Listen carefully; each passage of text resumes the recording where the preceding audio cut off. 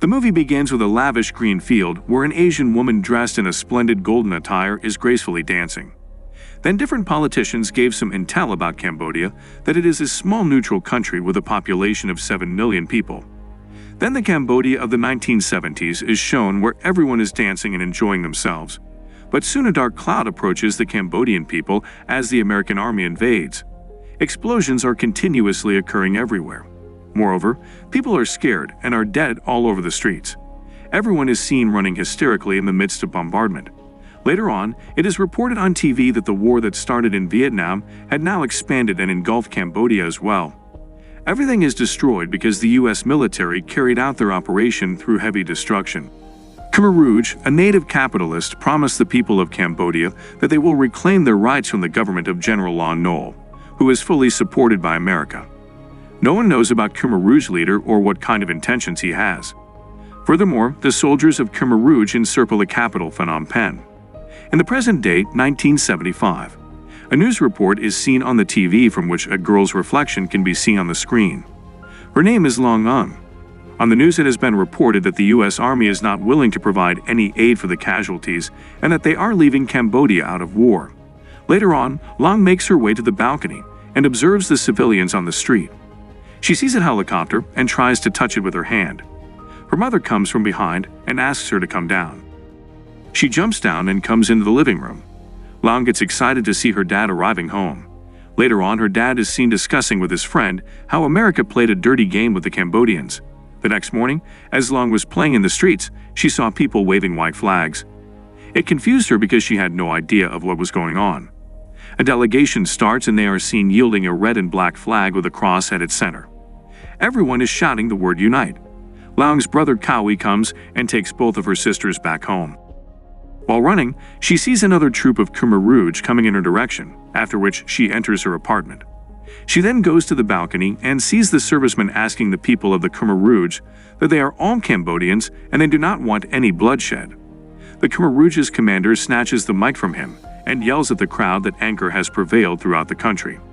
They asked everyone to surrender, after which the whole town immediately packed their stuff and started evacuating the city. A soldier from Khmer Rouge tells everyone that they all can return in 3 days because now America can throw bombs at them anytime. Loung's family sits in a small pickup and started leaving. Everyone is going to the countryside together. After reaching a 4-lane road, Loung is overwhelmed to see so many evacuees at once. Her father stops the car and comes out of it and tells everyone that everything is fine and that they have to stay here tonight. At night, Loung had a nightmare and she woke up when a soldier bangs on their truck and says that they are confiscating their truck. Then the soldier asks him if he works for the government, but he says that he can't understand whatever he is saying, thus claiming that he doesn't work for the government. Afterward, the Ung family leaves. At night, Loung sees her father tossing his ID card with his real name and picture into the flames. The next morning, as Loung is marching tiredly towards the countryside, she calls out to her father and tells him that it is the 3rd day and that she wants to go home now. The soldiers were scolding them for being a burden to a society as they contribute nothing to it. May sees her brother, Ling, riding a cart. The whole family runs towards him, and she hugs Ling. Loung is bewildered by the countryside, and after reaching there, she had a bath in the open air. Afterwards, she goes to her uncle's cottage and sees her father and her uncle having a chat. Ling tells Pa that they will go back home soon. To this, Pa responds by saying that he has no idea. On hearing this, the neighbor says that they are in high need of a new Cambodia and that the Khmer Rouge's plan will work. Afterwards, Ling says that as he is from the city, he has to take permission from the village chief to stay here. At night, through a gap in the floorboard, Loung is able to secretly listen to her uncle and aunt's conversation, who are discussing that they can't let the Ung family stay here for too long as Pa was previously a Loung Ung captain. The aunt says if the Khmer Rouge finds out about this, they will kill everyone. The next morning, Loung sees her uncle meet a Khmer Rouge soldier, but also witnesses this exchange of words. Later on, their aunt packs some food for them. After several hours of walking, they sit by a dusty road campsite, where other families are dwelling too. He tells everyone that here the soldiers will provide them with food and shelter. 4 military trucks then arrive on the scene and the Ung family boards in one of them and leave. These trucks drop everyone off in the countryside, where soldiers are heavily armed. They asked everyone, including Loung's family, to hop in a cart. Loung observes the soldiers disrespecting the monks by calling them a parasite. After this, they reach a forest, where a commander addresses them all. He orders them to put down whatever they have with them. Everyone complies. After this, a soldier yells that Angkor rejected everything that was previously a part of a feudalist and imperialist society. After this, the evacuees are directed towards a settlement of bamboo huts. On the speaker, instructions are given to all people to build their houses as their first assignment after coloring their dresses with berries, so that everyone seems equal. Later on, Pat and Long's brother build up their house, whereas Mad dyes their clothes in a great color. She also cuts off her daughter's hair, and everyone is seen eating food, just a bowl of boiled rice. The next morning, Loung and the other girls goes to the field and started digging in the soil with their tools. Later that night, there is an assembly in which the leader separates a man named Sun for committing an offense of using a Western medication to treat his son's illness. The man is tied to a tree. The next day, as Loung is heading towards the fields, she sees baskets filled with fresh vegetables and fruits. A comrade lady tells the girls that this good food is for the frontline soldiers. Later on, Met is crying as Loung's two elder brothers and an older sister are leaving to fight in the war. Phat is devastated to see his children depart. Loung can feel their pain too. Then a flashback hits her head where she sees herself with her siblings enjoying a fair. The next morning, Loung, along with other girls, found Sun's dead body by the bank of a river. She pushes it down to the stream and witnesses it flowing away into freedom. The next morning, Loung sees dead bodies of teenage boys as the soldiers carry them to bury out. Again, Loung dreams about a feast that night. On waking up, she goes to a container in which a scarce amount of rice was present. She packs the little brown grains into her mouth. The next morning, Kim hits Loung and accuses her of stealing the rice. The father tells both of them to look out for each other and not to fight. After some time, a comrade lady comes and tells Ma that she has news about her eldest daughter, Kiev. They then acquires a permit letter from an old man and visit the infirmary where the wounded were kept. A stink lingered through the place and many girls were lying dead. Ma then sees a badly wounded Kiev. She cries and assures her that everything will be fine. The next day, a messenger approaches Ma and tells her that her daughter, Kiev, has died. Ma screams in pain as Loung witnessed her helplessness. Later that day, two soldiers came and asked for Pat. He came outside and they told him that he is needed for a bridge construction, so he must leave. Pat nods and says his goodbye to his family. Everyone cried as they were extremely tormented. At night, Loung imagines the death of her father and cries hysterically. Later on, Jeek complains of being hungry. Therefore, Kim sneaks to a garden to steal some food. Loung follows him too and witnessed Kim getting caught by the guard who ruthlessly beats him. Mae treats Kim's wounds while sobbing. Then she makes 3 bundles and tells the children to run away, because it is the only way they would be safe.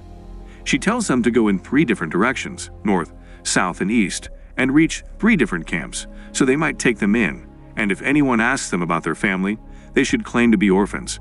Loung resists, but she is forced by Ma to leave along with her siblings. The next morning, as the children are walking in a forest, they see 2 roads leading to 2 different directions. A beheaded Buddha's statue is also situated there.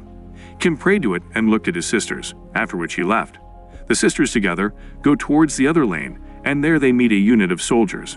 They tell them about being orphans. One of the soldiers asks the girls to keep walking unless they see a red flag. They comply and finally reach a rice field, where everyone is seen harvesting the crops. A female supervisor asks them about their identity. Loung tells her that she and her 10-year-old sister are orphans. Supervisor nods and let them in. While having lunch, a girl sitting beside Loung asks her name. Loung lies by saying that her name is Saren. Then she looks at Chow to make her understand not to tell anyone about their real names. Later on, Loung and Chow are sitting in a classroom where a comrade tells the children about the glory of Angkor. The next day, Supervisor calls Loung and tells her and the other girls they have to leave this place shortly. Chow hugs Loung and cries. After this, Loung goes away to a forest with a bunch of other girls. She entered an army camp for children where kids were holding rifles and wearing military suits. Loung, dressed like a soldier, is taking a lecture in which a female comrade tells them that Vietnamese are like cockroaches and they must be squashed. Later on, the commander makes the children learn some fighting skills. After this, a female soldier tells Loung how to plant mines. She followed her instructions and dug many mines into the ground. Moreover, the children are taught how to use rifles and set up traps. They are made to stand still in heavy rain water filled with snakes. Later on, they are taught martial arts. Loung does not eat her rice and packs them secretly. Then she goes to the supervisor, who gives her a permit to visit her sister.